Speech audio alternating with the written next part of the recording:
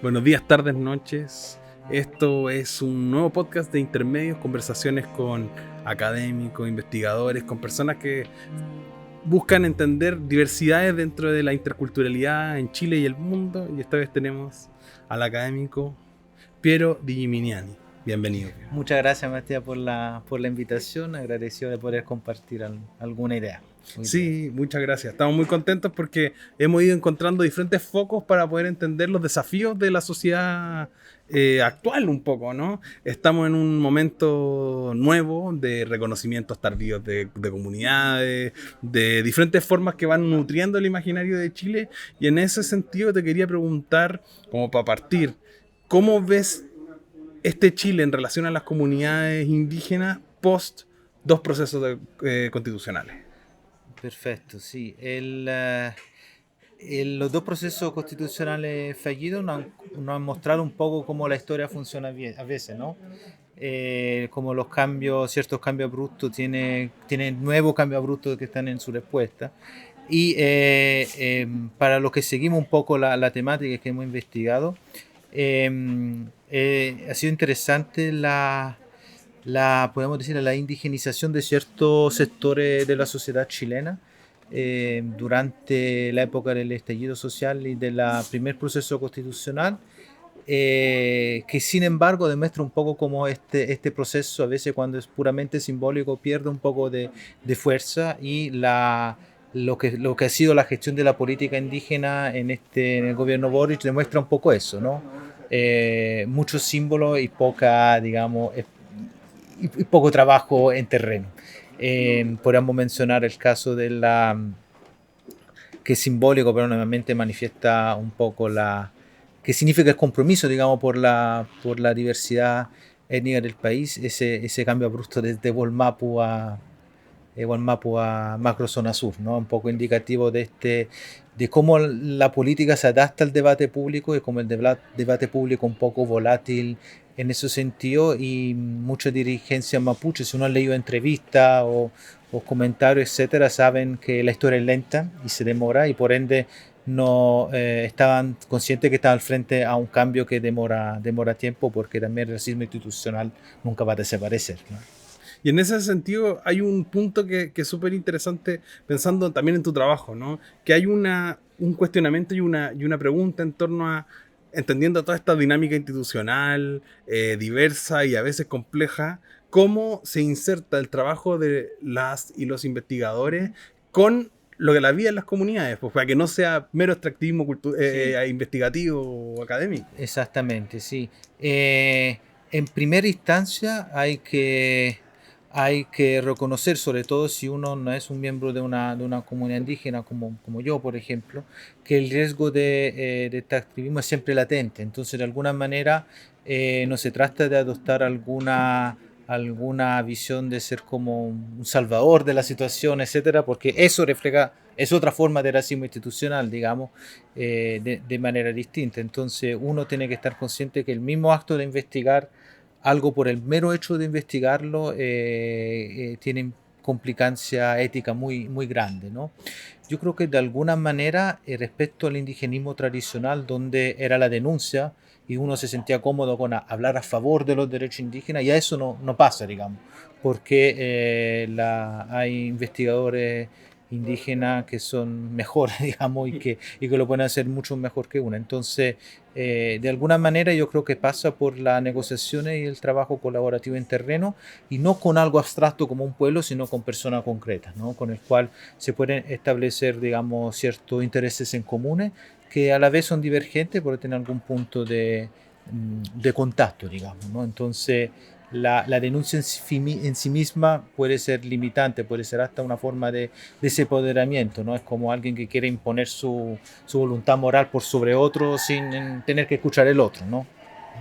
Y ahí en ese sentido, ¿cómo te has como ubicado tú en relación a estos procesos? Como, ¿qué has visto tú en este espacio como de vínculo entre tanto la academia contigo como investigador? Sí, eh, digamos que frente, digamos, algunos miedos existentes, digamos, sobre todo generaciones anteriores que estaban acostumbrados a hacer investigación por el hecho de descartar cultura indígena en sí mismo, como si fuese un bien automático, digamos.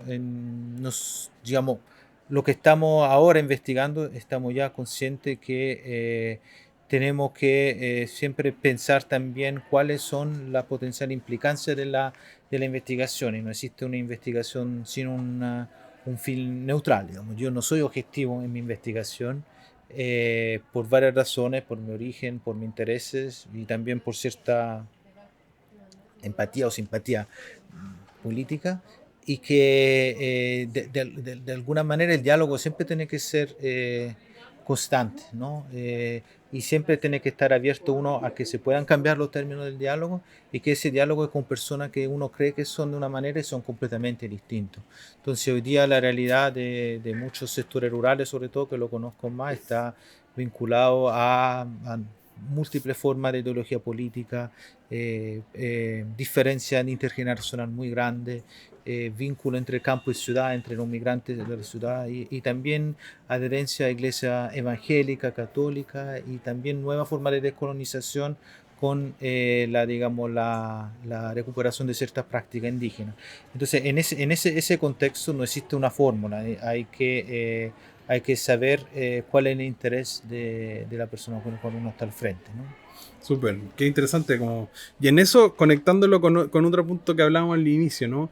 Hubo un resurgir o un consolidar de cierta como organización política que estuvo marcado tanto desde el estallido social hasta los dos procesos constitucionales. ¿Cómo ves hoy o cuál ves hoy que son los desafíos de las comunidades en lo público en relación con el país, con la sociedad en general? Sí, hay distintas maneras de mirar el asunto, porque en algún sentido hay algunos sectores políticos que creen que la solución solo pase por razones económicas, mayor infraestructura, mayor empleo, etcétera.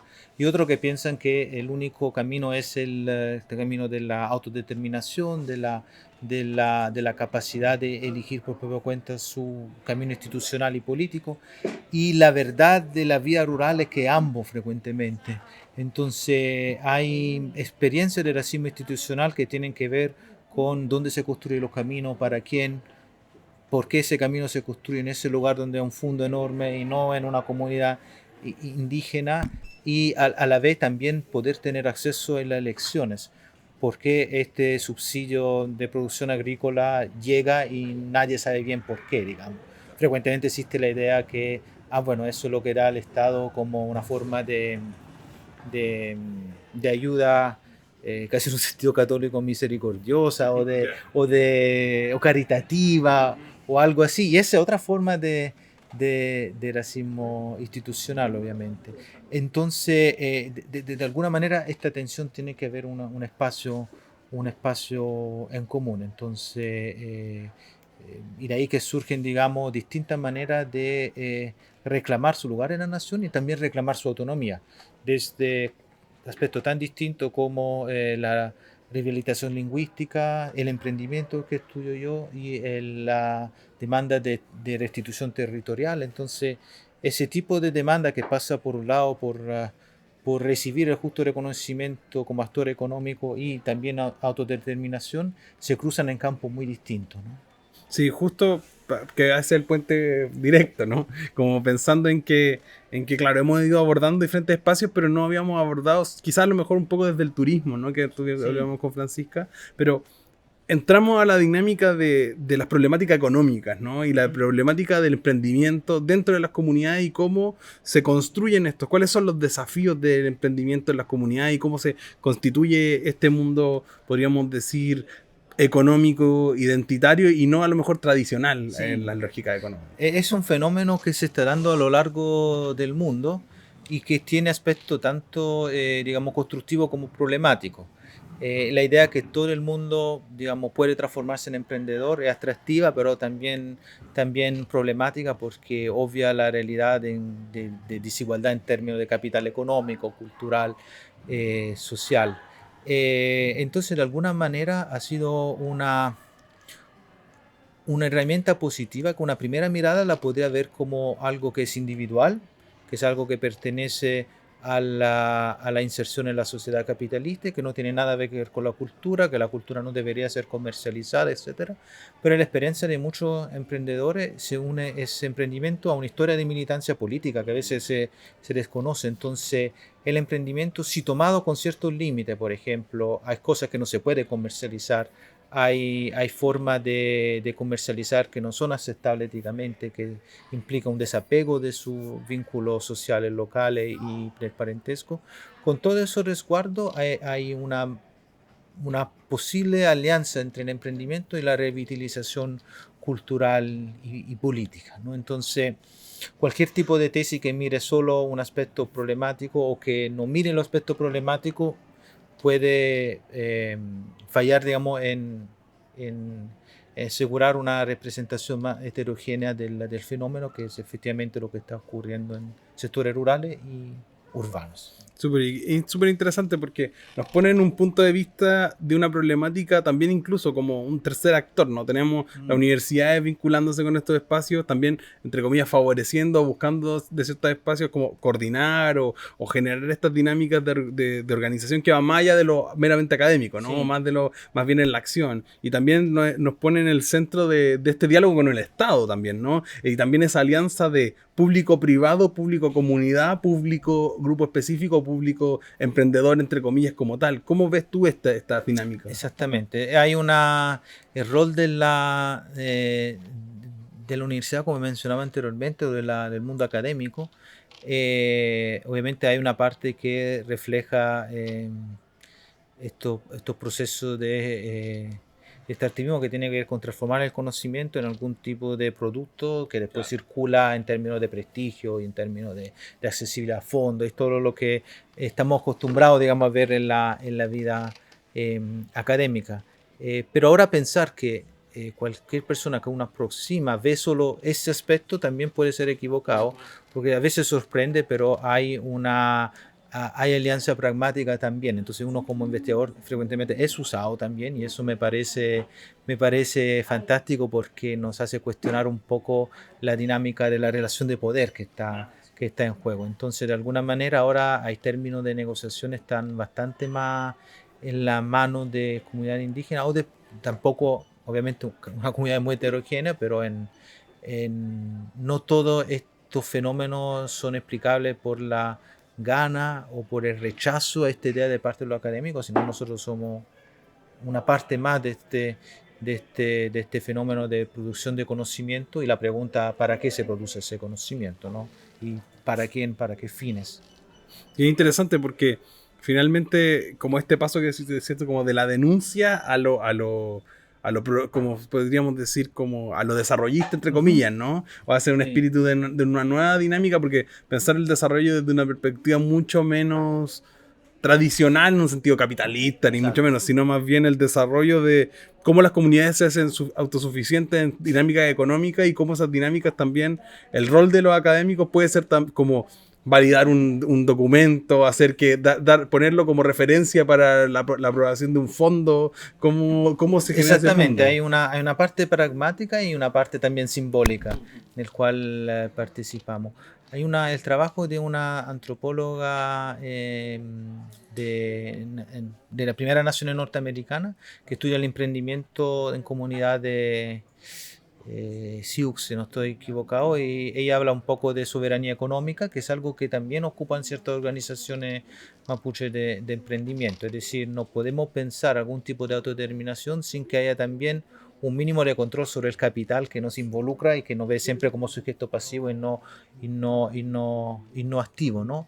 Entonces, en ese fenómeno, la academia puede tener un rol fundamental, puede tener un rol pragmático, puede también ser excluida y que de alguna manera su posición como, digamos, por un lado la defensa del conocimiento por el conocimiento y por un lado pensar que todo tipo de actividad académica es extractivista, no entra en ese juego político que es de largo plazo, o sea, cómo aseguramos algún tipo de soberanía que sea también económica, productiva, agrícola, sabiendo que esa soberanía no es una soberanía en un término como de Estado-nación, porque sabemos bien los límites que pone eso el Estado en América Latina y los procesos constituyentes, digamos, aclararon que hay ciertos límites donde esa diferencia cultural y derecho a la autorrepresentación, autodeterminación no pueden ser superados, ¿no? Hay ciertos límites que siempre aparecen de alguna forma. Y es súper interesante eso, porque teniendo en cuenta estas dinámicas que son también muy propias de las comunidades en específico. Es decir, si se ven todo desde un gobierno central o desde una academia desconectada del espacio local, como decías tú al principio, se puede caer en ese moralismo o en esa determinación media caritativa, misericordiosa, que no entiende un poco las problemáticas locales y la identidad de cada espacio, ¿no? Sí, totalmente. Entonces, de alguna manera, eh,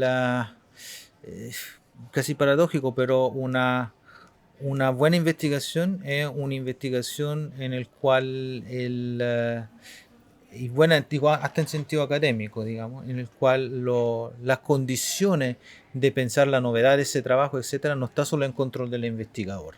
O sea, no se puede pensar un trabajo que trate de entender la realidad como múltiple sin pensar que la misma manera en que se puede entender el origen de tu trabajo es múltiple y nace de ciertos diálogos con distintos actores, mundo privado, mundo público, etcétera, ¿no? Súper, súper interesante. Y pone otra piedra de esta conversación, que pensando ahora, como mirando todo este paradigma, ¿cuál crees tú que es el desafío hacia la consolidación de estas dinámicas como de emprendimiento en los pueblos originarios? Como ya tenemos todo este derrotero político-social que está Sí. inserto, ¿no? Entre la determinación, el discurso de representación o la demanda por plurinacionalidad dentro de...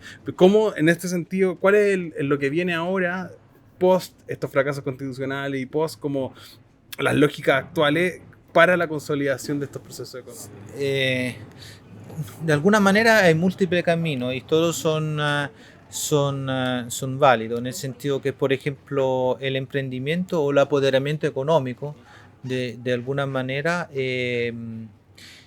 puede ser un puente, digamos, para que también crezcan nuevas formas de relacionamiento intercomunitario o que conecten, digamos, de alguna manera emprendedores indígenas. Y una de las cosas que evidenciaba de su experiencia positiva, la persona que entrevistamos, que conocimos, es justamente haber sabido conectarse en unas relaciones que de repente antes era facilitado por otros fenómenos como los juegos de palín, en el caso de eso se llama puche, y hoy día por todo el efecto del colonialismo son más difíciles o van a ser reconstruidos, pero digamos este relacionamiento comunitario permite este relacionamiento económico permite también algún tipo de relacionamiento nuevo como pueblo-nación, y esto es muy valorado, y eso ocurre con las instituciones, pero también más allá. O sea, no es que es un efecto de los programas de fomento al emprendimiento, de fomento al desarrollo económico que plantean esos efectos, pero es lo que está ocurriendo, digamos, y lo que son también valorados. Yo creo que el gran desafío institucional es también tener control sobre el diseño y la idea que surgen a través de esos programas. Cómo pueden beneficiarse, quién debería beneficiarse. A veces vienen con una mirada muy romántica algunos programas, piensan que todo es cooperativismo, colectivismo, y no es cierto, y que de alguna manera la autodeterminación económica también tiene que ver con crear relación económica, salir un poco de la dependencia del trabajo que frecuentemente el empleador es no indígena, pero también tener control sobre la condición en la cual se puede dar eso, que tiene que ver con el desarrollo, con fondos del Estado, etcétera, ¿no? Entonces, la respuesta no puede ser simplemente más fondos, es bueno eso, pero también que hay algún tipo de control sobre ese fondo y que no sea simplemente cosas que llegan por la cual uno tiene que estar agradecido al concejal de turno o al alcalde o a algún miembro del Estado, digamos, ¿no? Bueno, muchas gracias, Piero, por todo, por la conversación, por llevar Gracias a esta ti. diversidad de tópicos. Y como para cerrar, algo que siempre hacemos es preguntarle a la y los investigadores por lecturas que puedan, como de aquí en adelante, que seguir leyendo, como para poder Sí, reentender estas temáticas. sí, yo en pensar esta temática estuve leyendo trabajos que tienen que ver con sociedad mapuche y trabajos que tienen que ver con el Estado chileno. Y en el segundo caso hay un trabajo etnográfico histórico de Carolina Rojas que se llama Ayudar a los pobres, que permite entender la lógica del Estado chileno desde una mezcla entre esa actitud caricativa y esa forma de gobierno transparente, de competencia por los fondos que es típica digamos, de una forma de gobernanza no liberal. Este libro de algunos años atrás está publicado en la edición Alberto Hurtado.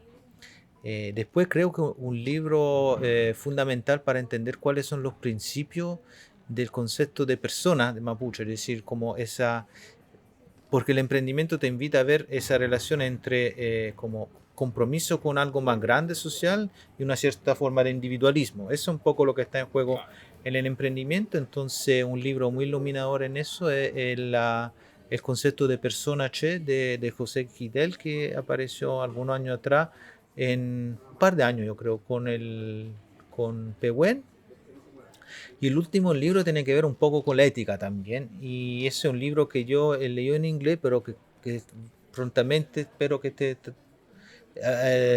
traducido al español y disponible, digamos, que es un libro de un antropólogo, Magnus Kors, que se llama Tres maneras de fracasar, viaje por el Chile mapuche, donde son relatos biográficos donde muestran, digamos, alguna lección ética a raíz de experiencias de fracaso moral, en particular, por ejemplo, el fracaso de ser Winca, que es ser el no indígena que se apropia de las cosas, o también ser, por ejemplo, brujo, como eh, eh, Calcu y su forma autodestructiva. Es como estos arquetipos de fracasos morales lo encontramos en nuestra vida y nosotros también, ¿no? Entonces, como una experiencia etnográfica puede también ser una experiencia moral. Entonces, en su conjunto, estos libros como que me ayudaron un poco a pensar el fenómeno del emprendimiento y los dilemas, ¿no?, que están atrás de ético y político atrás de eso. Súper, muchas gracias, pero muchas Ya, gracias. muchas gracias. Nos seguimos viendo en estas conversaciones sobre la sociedad, la interculturalidad y la cultura en general, desde el CIR, desde la librería UC. Nos veremos en otro episodio. Muchas gracias. Muchas gracias por la conversación.